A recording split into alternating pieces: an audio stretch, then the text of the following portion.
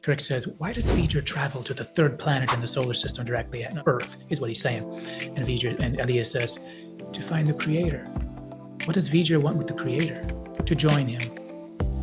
And as the discussion goes on, Spock is going to end up asking who the Creator is, and she's going to say, the Creator is that which created V'ger, to which Kirk will ask, who is V'ger? And she's going to say, V'ger is that which seeks the Creator. And Kirk gives this bemused look like, oh, really? Is that what we are? This infinite circle? But now, I thought it was interesting as I was reflecting on that intriguingly phrased line, V'ger is that which seeks the Creator. It almost makes you wonder if the writers were sneakily providing you a little bit of symbolic definition. I mean, probably they weren't, but it's kind of fun to think about if they were.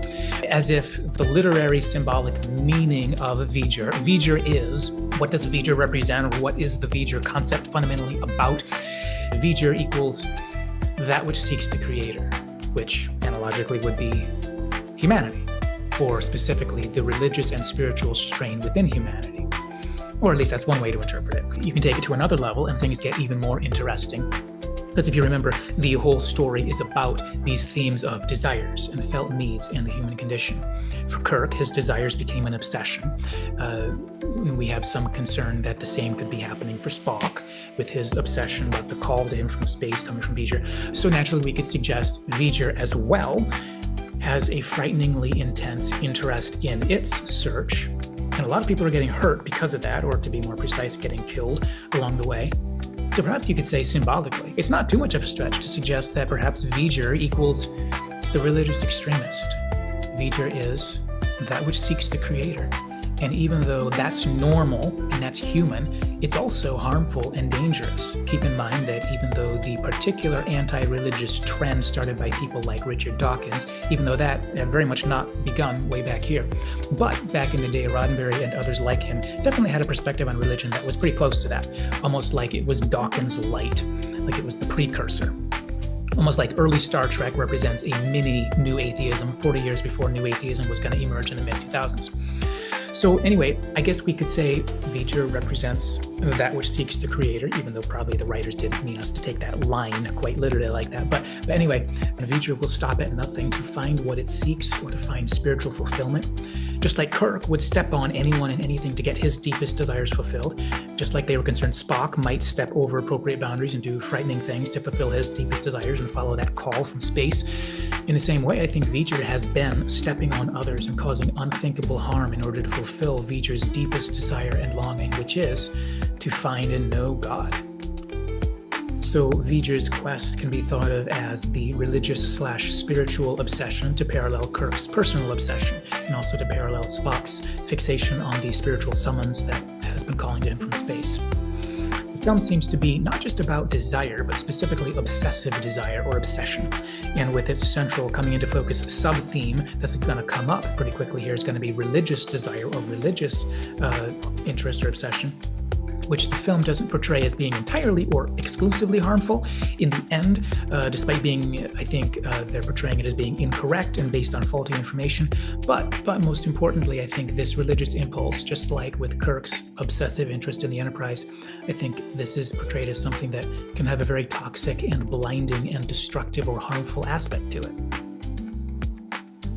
Now, on this topic, I can't help but point out some Star Trek parallels before moving on. You could say that just like Spock followed a call into space, so did Odo in his search for the Founders. And eventually he found consummation and unity with that target through the female shapeshifter. As a result, in the euphoria that followed, he completely lost sight of everything he had valued before, as though he was on some kind of crazy drug trip. This was season 6 or 7, I think, when the station was taken over by the Dominion. And it seemed to Kira like she had completely lost him and like he didn't care about anyone or anything else than that which had been calling to him and now finally was consummated. Now, in the end, Kira ended up turning out to be the one in the end who could bring him back, which makes sense because romantic relationships are often one of the few things that can break through obsession, and especially one of the most likely things to break through someone's dedication to religious or spiritual commitments. Meanwhile, for another example, Sisko also had a sense of calling from space Sisko's sense of calling and obsessive devotion to the prophets ended up saving the Federation in the end, but not before his obsession took an unhealthy turn in the episode Rapture, in which he was so wrapped up in the overwhelming spiritual experiences that he'd been having that he isn't able to tell the difference between what he knows and what he thinks he knows. And he misinterprets his spiritual experiences, thinking that their very existence, the fact that they are occurring, means that it would be blasphemous to stop them for medical reasons. And so he refuses to have a life-saving surgery because that doesn't perfectly match his interpretation of his spiritual experience. So even for Sisko, whose sense of calling and sense of connection with a greater power was not only fundamentally true and healthy and transformative, but ended up being salvific for Bajor and the Federation and even the whole quadrant. But even for Sisko, his obsession had the capacity to leave him blinded by his own misunderstandings and his inability to step back and make careful choices wisely in light of reason and caution and the appropriate respect for the social influence of those people around him. So in Odo's case, spiritual obsession tranquilized him. In Sisko's case, spiritual obsession saved the galaxy, but in those instances where he failed to identify his own overinterpretation and his own impulsive dogmatism, it resulted in potential for serious harm. And then in Star Trek Enterprise Season 3, as well as in the DS9 episode Covenant, we get a fascinating set of counterexamples that help us contemplate instances in which it may be extremely consequential what you are actually believing and or what you are actually believing in contrast to Worf's sentiment he expressed to Odo, I think it was, when he said, what's important is simply that you believe. Worf says, faith is the victory. It's not important whether you've chosen the Bajoran temple or this or that. It's faith itself that makes the difference. Faith is the victory, says Worf. This is highly similar to what Kira's friend says to her, who belongs to the Pah-Wraith cult near the beginning of the episode Covenant. But because of the nature of the Pah-Wraiths, Kira isn't able to agree. If I remember right, she basically says, I can respect you as a friend, but I can't pretend that it doesn't matter whether, like you say, it doesn't matter whether you worship the Pah-Wraiths or you worship the prophets. You can't pretend that doesn't matter. I can respect you as a friend, but I can't just agree with that. And then as the episode progresses, it serves to play out that theme and to explore that concept. And in the end, in fact, it does matter. It matters so much that the group following that goes down tragic disappointment after tragic disappointment until Kira barely escapes Empok Nor with her life. Because in some cases, it doesn't just matter that you believe, it also matters what you believe. And if your beliefs include, let's say, for example, complete trust in the goodness of Gul Dukat, as in that case, well, then it's actually not good at all, even though it may provide you some good feelings and some other psychological benefits along the way. Now, it's not entirely clear in the case of the Empok Nor cult. It's not entirely clear to what extent Gul Dukat was actually being supernaturally guided by the Pah-Wraiths as actual living entities rather than as mere ideas. It's not entirely clear at this point, though it is clear that the Pah-Wraiths do exist and that later on Gul Dukat definitely ended up being in contact with them. But at this point, the writers leave it ambiguous to what extent he's being guided directly by the Pah-Wraiths as opposed to more indirectly through the system they created, combined with Dukat's own corrupt inner desires for power and control.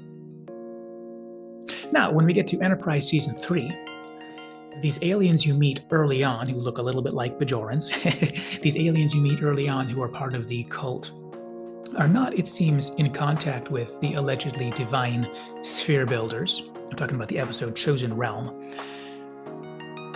It doesn't seem like they are in contact with the sphere builders, but their cult is so toxic that you can imagine the malevolent sphere builders probably would have been very pleased to know that the cult existed and was doing what it was doing. And given the opportunity, the sphere builders almost certainly would have done anything along the way, big or little, to just kind of encourage it, push it along a little bit. But meanwhile, the larger governments that we find out about near the end of the season, they actually are being guided by and shaped by the sphere builders, even though the civilizations as a whole don't even believe those entities exist. And even though even some of the people being influenced by the sphere builders don't believe that may actually be who they are. They're not sure if they're telling the truth, if they actually are who they say they are. Anyway, at the end of the day, it becomes clear that it matters very much what entities one may be following, rather than just merely whether someone believes, like Worf says, faith is the victory. And kind of like that conversation between Kira and that Vedic with whom she disagreed. And then even if there are no entities, or the entities aren't doing a whole lot, then I think it still matters very much what the religion or spirituality produces on a more practical level. Do your beliefs encourage indifferent, drug-like tranquility, a la Odo? Do they encourage oppression and violence, like the cult of the sphere builders, who actually weren't receiving actual supernatural insight, but there was a lot of toxicity built into it? Or perhaps peace and hope, like the prophets of Bajor?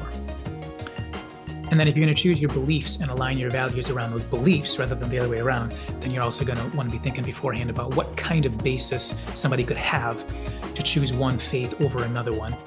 Not because, if you're careful about that and you really think about basis and stuff, not because doing that is going to guarantee something, but instead it's just because when something's that important, we can't just say it doesn't matter. Because in my opinion, it's not true, like Worf said, that faith is the victory, and it doesn't matter what you believe. All right, on to the next scene here, which is the examination room.